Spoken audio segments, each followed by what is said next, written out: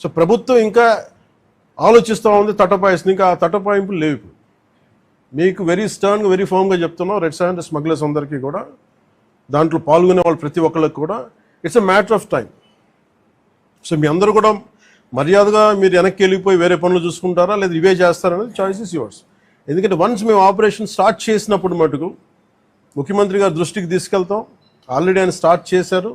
ఇవన్నీ కాకుండా మేము బోల్డ్గా నరికేస్తాం, మమ్మల్ని ఎవరు ఆపరు, ఏం చేయరంటే ఇది ఒక ఎన్డీఏ గవర్నమెంట్, గుర్తుపెట్టుకోండి. It's a tough government.